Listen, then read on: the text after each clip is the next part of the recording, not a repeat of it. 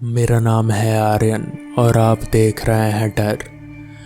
पहाड़ों की चोटियों पर जब सन्नाटा चीखने लगता है तो इंसान को समझ जाना चाहिए कि अब यह ज़मीन उसकी नहीं रही। दिसंबर को जमा देने वाली ठंड थी। हवा इतनी बर्फीली थी कि फेफड़ों तक पहुंचते पहुंचते सांस जमने लगती थी। मदन अपने दो जिगरी दोस्तों राजू और अजय के साथ इस बार शहर की चकाचौंध से बहुत दूर उत्तरी पहाड़ियों के बिल्कुल अनजान हिस्से में कैंपिंग करने आया था। ये तीनों बचपन के यार थे, सालों के साथ में कैंपिंग करते आए थे। मदन जहाँ थोड़ा हिम्मत वाला और जिम्मेदार संभालने वाला था, वहीं राजू और अजय थोड़े आलसी और मौज मस्ती में रहने वाले मिजाज के थे। रात के 9 बज चुके थे। नीले टेंट के अंदर पोर्टेबल हीटर की हल्की सी गर्माहट थी और तीनों दोस्तों की हंसी मजाक जारी थे। लेकिन बाहर की हाड़ कपा देने वाली ठंड उन्हें अंदर तक झंझोड़ रहे थे। अरे भाई, अब पेट में चूल्हे कुदाल चला रहे हैं, चल खाना बनाते हैं, अजय ने अपने जिस्म पर जैकेट को कसते हुए कहा।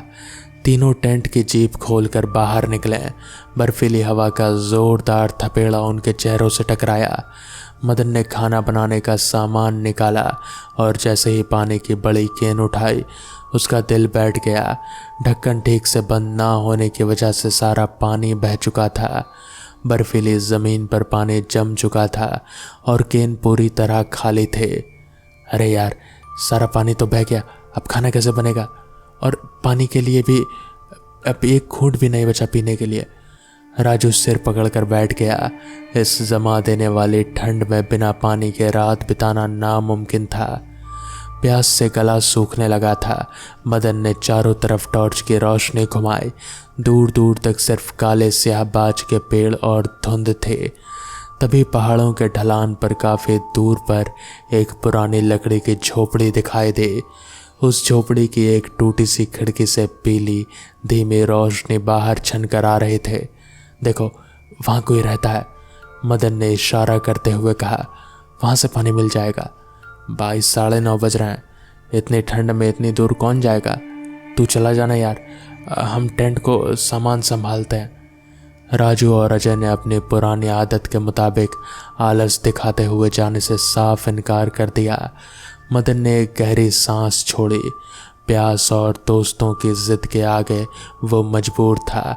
उसने पानी की खाली केन उठाई, हाथों में दस्ताने कसे और झोपड़ी की तरफ बढ़ गया। रात के 10 बज रहे थे। घने जंगलों और पहाड़ों ने पूरे इलाके को एक खौफनाक अंधेरे में डुबो दिया था। पहाड़ा इलाके होने की वजह से कारण दूर दूर तक कोई स्ट्रीट लाइट नहीं थे, ना ही दूर संचार का कोई साधन। आसमान में आधा चांद बादलों की ओट से कभी कभी झांकता तो कभी उसकी पीली बीमार सी रोशनी में पेड़ों के साए किसी दैत्य जैसे नजर आते हैं। सूखे पत्तों और जमती हुई बर्फ पर मदन के जूतों की आवाज़ चर चर सन्नाटे को चीर रहे थे। जैसे जैसे वो झोपड़ी के करीब पहुंच रहा था, माहौल भारी होता जा रहा था। हवा में एक अजीब सी सड़ांध खुलने लगे थे, जैसे कोई बहुत पुरानी लाश गल रही हो। मदन के रोंगटे खड़े हो गए। उसका दिल किसी अनहोनी की आशंका से तेजी से धड़कने लगा।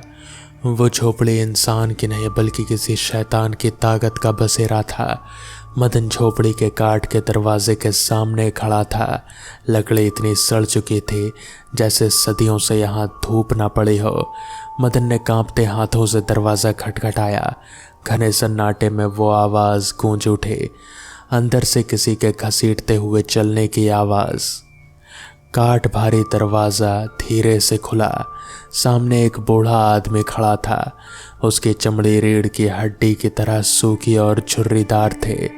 उसकी एक आंख पूरी तरह सफ़ेद और बेजान थे, जबकि दूसरी आंख में एक अजीब भूखी चमक थे। उसकी मुस्कान इतनी विकृत थे कि मदन की रीढ़ में सनसनी दौड़ गई।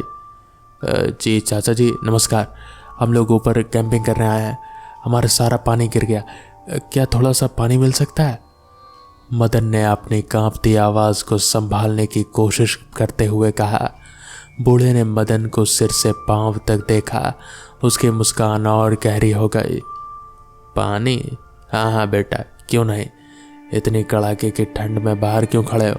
अंदर आ जाओ, अंदर आग जल रही है, पानी भी ले लो और खुद को सेक भी लो। बूढ़े की आवाज़ किसी सूखे कुएं से आती जैसी गूंज रही थी। मदन के मन में खतरे की घंटियां बजने लगी थी। उसकी छठी इंद्रियां चिल्ला चिल्ला कर कह रही थी कि यहाँ से भाग जाओ, लेकिन बर्फीली हवा और पानी की सख्त ज़रूरत ने उसके कदम और बढ़ा दिए। जैसे ही मदन ने झोपड़ी के अंदर कदम रखा, पीछे से दरवाज़ा अपने आप ज़ोरदार धमाके के साथ बंद हो गया। झोपड़ी के अंदर का नज़ारा देखकर मदन का खून जम गया। दीवारों पर अजीब अजीब तंत्र मंत्र के निशान बने थे और बीच में जल रही आग की रोशनी में मदन ने देखा कोने में इंसानी कंकाल और जानवरों के आधे कटे हुए अंग बिखरे पड़े थे। वो बूढ़ा कोई आदमी नहीं, कोई इंसान नहीं, बल्कि सदियों पुराना एक खूंखार शैतान था जो पहाड़ों में भटकने वाले मुसाफिरों का शिकार करता था। तुम कौन हो? मदन बदहवास होकर पीछे हटा, लेकिन दरवाज़ा बंद हो चुका था। बूढ़े का शरीर अचानक विकृत होने लगा। उसकी रीढ़ की हड्डी से कड़कड़ाने की आवाज़ आने लगी। उसके नाखून लंबे और नुकीले छुरों में बदलने लगे। उसकी सफ़ेद आँख से खून की बूंदें टपकने लगी। इतने सालों बाद इतना ताज़ा खून। शैतान की आवाज़ अब कोई इंसानी आवाज़ नहीं थी, वो कई चीखों का मिला जुला शोर थे। शैतान ने मदन की तरफ छलांग लगाई। मदन ने झटके से खिड़की के शीशे पर अपनी पानी की केन मारी और शीशा टूट गया। शैतान के नुकीले पंजे मदन के कंधे को चीरते हुए निकल गए। दर्द की एक भयानक लहर मदन के शरीर में दौड़ गई, लेकिन डर के मारे मदन ने अपना पूरा जोर लगाया और टूटी खिड़की से बाहर कूद गया।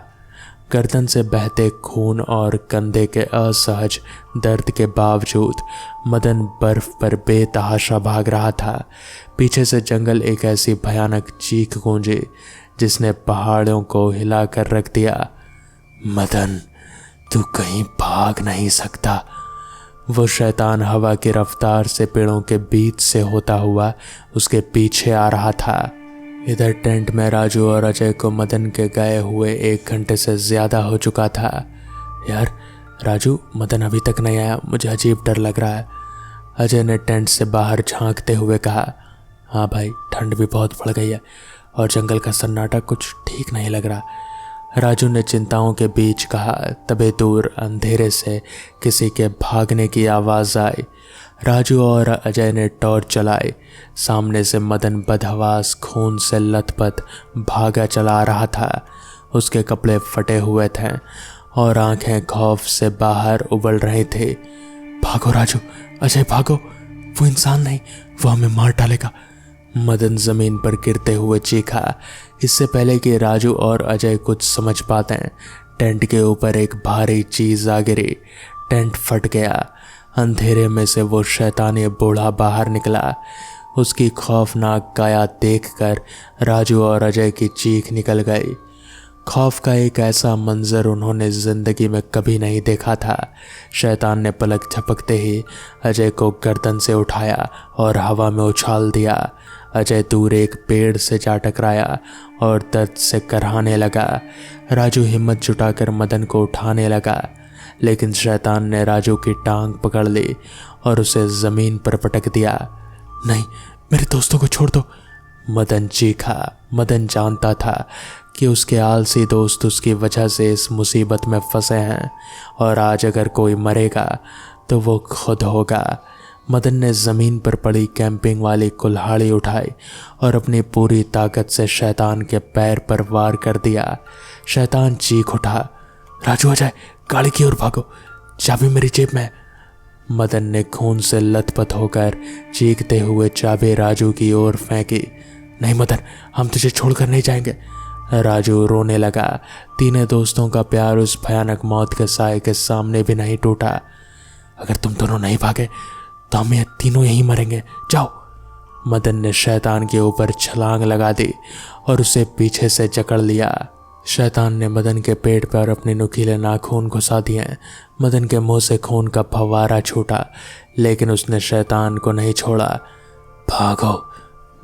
मदन की आखिरी चीख में इतनी तड़प थी कि राजू ने रोते हुए आधे बेहोश अजय को कंधे पर उठाया और पहाड़ी के नीचे खड़ी अपनी कार की तरफ पागलों की तरह भागा।